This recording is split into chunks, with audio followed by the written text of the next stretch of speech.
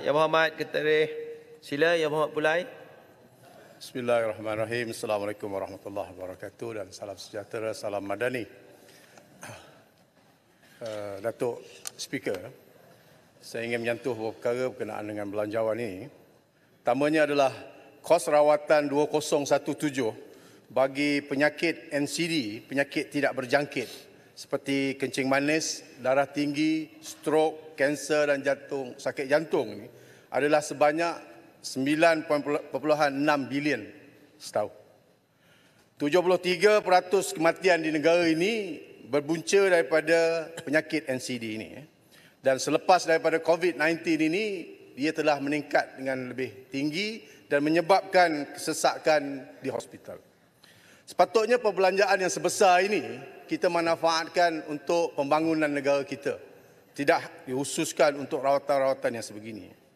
Salah satu daripada punca NCD ini adalah tabiat buruk makan, iaitu memilih makanan tidak bernutrisi, berlebihan dan terlalu kurang makan. Kecuaian ini berpunca mungkin daripada keluarga, daripada masyarakat dan akhirnya membentuk satu budaya dan diwarisi sehingga ke anak-anak. Masalah mal pemakanan di kalangan kanak-kanak yang saya nyatakan ini, di antara umur 5 tahun pada tahun 2022 telah menyebabkan yang menakutkan kita, bantut 21.2%, kurang berat badan 15.3%, susut 11% dan obes 6%. Speaker, melalui pelan strategik kebangsaan memerangi masalah beban berganda mal pemakanan dalam kalangan kanak-kanak anjuran KKM, masalah mal pemakanan ini perlu dinoktahkan segera bermula daripada kanak-kanak. Kita tak mahu kanak-kanak ini akan mewarisi tabiat yang tidak baik ini. Pendekatan War on Sugar, projek rintis mal pemakanan di PPR Lembah Kelang dan agenda Nasional Malaysia Sihat adalah pendekatan yang baik yang akan dilaksanakan melalui Belanjawan 2025 ini untuk membantu meningkatkan kesihatan rakyat Malaysia. Sebenarnya, makanan yang segar dan sihat ini sebenarnya lebih mahal berbanding dengan makanan yang kurang sihat. Pulai mencadangkan kepada pihak-pihak swasta untuk menawarkan harga yang murah bagi makanan yang segar dan juga sihat ini. Kerajaan seharusnya mengenakan cukai yang tinggi kepada makanan-makanan yang tidak sihat, lebih lemak, lebih manis, lebih masin, walaupun lebih sedap. Pulai juga mencadangkan akan diberi satu insentif rahmah nutrisi kepada ibu-ibu mengandung dan ibu-ibu yang memberi susu badan mereka serta memberi makanan sihat kepada baby mereka dalam tempoh 1000 hari pertama kelahiran. Sebab hari 1000 hari ini adalah hari-hari yang penting untuk pembangunan mental ataupun pemikiran anak-anak yang dilahirkan.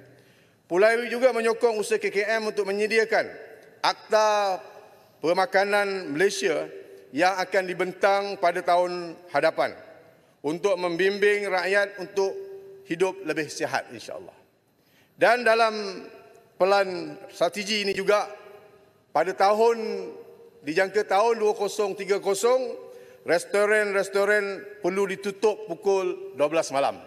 Jadi waktu itu restoran mamak kena tutup dalam 12 malam. Boleh ditutup Sebab kita nak menjamin kehidupan rakyat yang lebih sihat pada waktu itu. Yang kedua, saya ingin menyentuh kenaan dengan Malaysia menua. Malaysia yang bakal menjadi negara menua ataupun aging society menjelang 2030, di mana penduduk berumur 60 tahun ke atas dijangka berjumlah 5.8 juta iaitu 15.3%. Tahun 2023 saja warga tua berjumlah 3.8 juta iaitu 11.3. Itu saya nak nasihatkan Ketere tadi, jangan marah, nanti cepat tua. Kadar kesuburan negara pada tahun 2022 adalah 1.6 bagi setiap wanita berumur 15 hingga 49 tahun ketimbang kesuburan yang normal adalah 2.1. Maknanya Kesuburan ini kita dah jatuh. Dan jangka hayat rakyat Malaysia pada tahun 2023 adalah 74.8 tahun. Bermakna speaker, kalau kita dah umur 74 tahun, kena beringat sikit. Sebab itu adalah umur purata 74 tahun rakyat Malaysia. Ya. Jadi maknanya hayat rakyat di Malaysia ni semakin panjang, tetapi kesuburan itu semakin menurun. Itulah menyebabkan kita berdepan dengan aging society ini. Ya. Dan saya ingin jelaskan bahawa kesan negara menua ini adalah pengurangan tenaga kerja sebab dah tak kuat untuk bekerja. Beban kesihatan meningkat sebab warga emas ini berdepan dengan pelbagai penyakit. Pengurangan pertumbuhan ekonomi bila ia terjadi akan menyebabkan masalah kepada ekonomi negara dan juga masalah kepada keluarga, masalah sosial dan akhirnya perbelanjaan negara speaker akan meningkat kerana masalah aging society ini. Mulai berpandangan kerajaan perlu memberi fokus kepada masalah ini dan perlu agenda yang komprehensif untuk menghadapi masalah ini. Belanjawan 2025 dirasakan gagal memberi fokus yang mencukupi terhadap penyediaan infrastruktur dan pelaksanaan dasar untuk berdepan dengan masalah aging society ini. Yang ketiga adalah berkenaan dengan insentif petugas kesihatan. Tekanan kerja dalam sektor kesihatan telah diberi perhatian dalam Belanjawan 2025, di mana allowance tugas atas panggilan untuk pegawai perubatan dan pergigian telah dinaikkan daripada RM55 kepada RM65, Speaker. Langkah ini adalah satu pengiktirafan yang baik terhadap pengorbanan mereka, namun ia masih belum mencukupi untuk menangani masalah lebih besar yang dihadapi oleh KKM. Khususnya isu beban kerja berlebihan serta kadar pemberitaan kerja yang semakin membimbangkan. Nisbah doktor per 1000 adalah 1.2 ketimbang yang dicadangkan oleh WHO 1.5 hingga 2.5. Negara kita masih belum lagi mencapai bilangan doktor yang dicadangkan oleh WHO. Juga satu yang mengejutkan bahawa 60% kaki tangan kesihatan kita sudah keletihan, burn out dengan beban tugas yang mereka hadapi pada waktu ini. Beban kerja yang tinggi ini telah mengakibatkan ramai pegawai perubatan memilih untuk berhenti kerja atau mencari peluang di sektor swasta. Sebagai contoh, maklumat yang saya perolehi, sehingga Jun 2024, 70 orang kaki tangan di Hospital HHA Johor Bahru telah meletakkan jawatan, sama ada mereka bekerja di swasta ataupun mereka menukar bidang mereka. Ini belum masuk lagi sebahagian mereka bekerja di Singapura. Ini belum lagi apabila RTS itu siap. Bila kemasukan ke Singapura lebih mudah, saya bimbang lebih ramai lagi akan berpindah ke Singapura untuk mendapat pekerjaan di bidang kesihatan di sana. Ini sangat membimbangkan. Mulai mendesak kerajaan agar memperkenalkan pelaburan yang lebih besar dalam sumber manusia sektor kesihatan. Kita perlu menambah bilangan petugas kesihatan secara signifikan di samping memperbaiki persekitaran kerja mereka agar lebih mampan dan lestari. Kita juga harus mencontohi negara-negara maju yang memperuntukkan program sokongan mental dan fizikal bagi menangani tekanan dihadapi oleh pekerja kesihatan. Langkah ini amat penting untuk menjaga kualiti perkhidmatan kesihatan awam dan memastikan pekerja kita mendapat menjalankan tugas mereka dengan keupayaan yang terbaik. Yang keempat, pula ingin menyentuh sedikit berkenaan dengan pengstrukturan Komisen Stesen Minyak.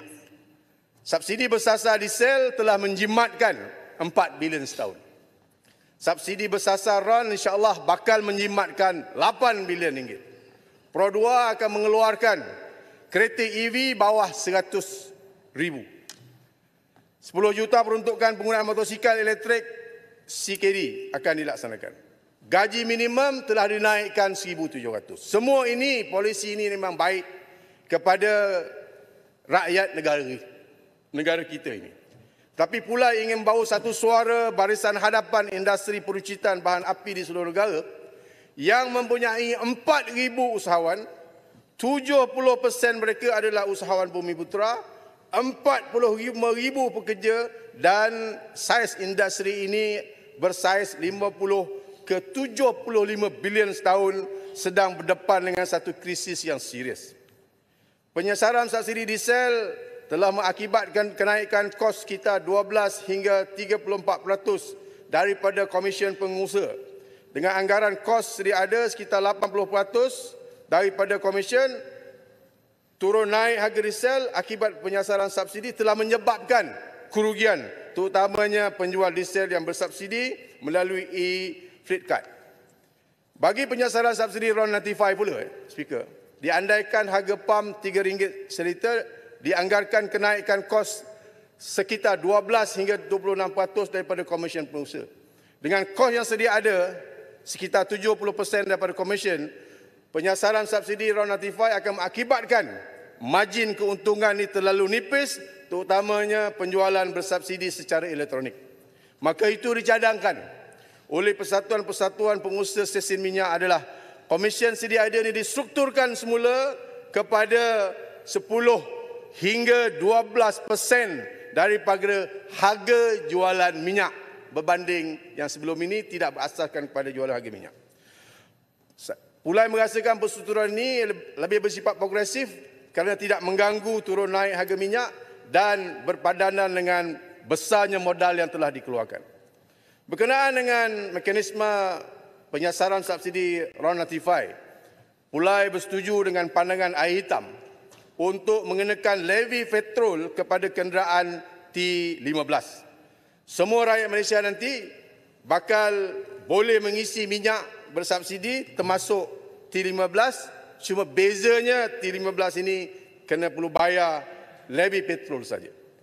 Penggunaan IC dirasakan tidak begitu praktikal kerana ia akan menyebabkan masalah teknikal dan melibatkan tambahan kos software, peralatan dan latihan. Dan dia boleh menyebabkan kecelaruan di stesen minyak ini.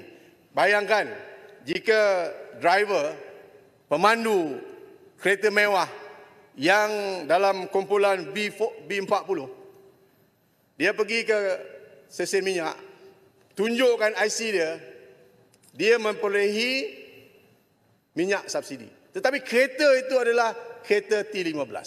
Jadi ini akan menyebabkan masalah yang sukar dilaksanakan di peringkat stesen minyak ini.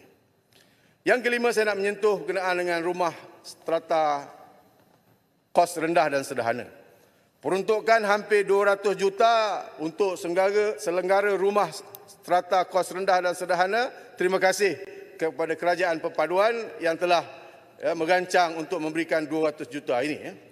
Pulai ada 14 kawasan perumahan strata kos rendah dan sederhana ini. Mohon peruntukan ini disalurkan ke taman-taman ini. Kita ada 14. Taman Cepaka, Kenanga, Melo, Bukit Mewah, Tampoi Indah, Tampoi Utama, Seri Indah, Camar, Pekaka, Seimbang, Dataran Kempas, Dataran Desa Kempas, Seroja dan Baiduri. Ini banyaknya kawasan di kawasan Parlimen Pulai ini. Pulai pernah ditegur oleh Mr. Subra daripada Bukit Mewah.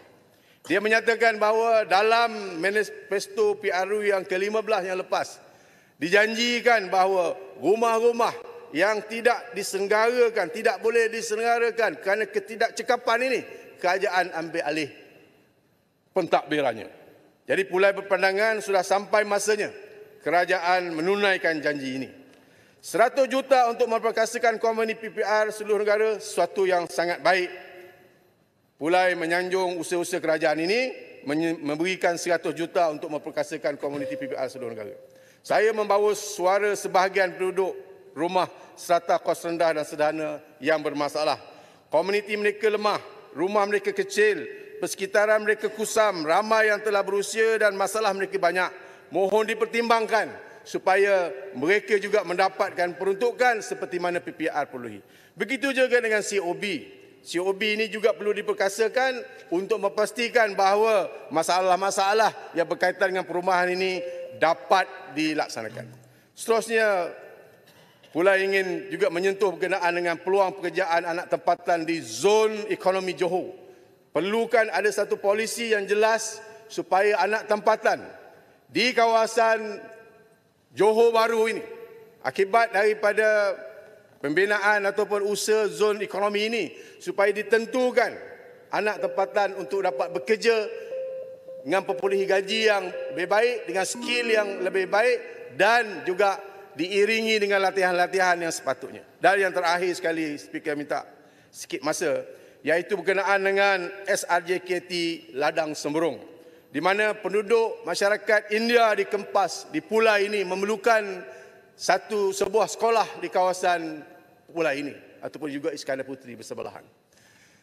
Tanah, terima kasih kepada Kerajaan Negeri Johor yang telah menganugerahkan tanah untuk sekolah jenis kebahasaan Tamil. Sekarang kita mohon kepada Kerajaan Persekutuan khususnya Kementerian Kewangan untuk menampung sebahagian daripada kos pembinaan SRJKT Ladang Semberong di Taman Impian Emas Kuda ini. Sekian, terima kasih. Terima kasih, Yang Berhormat Pulai. Sila.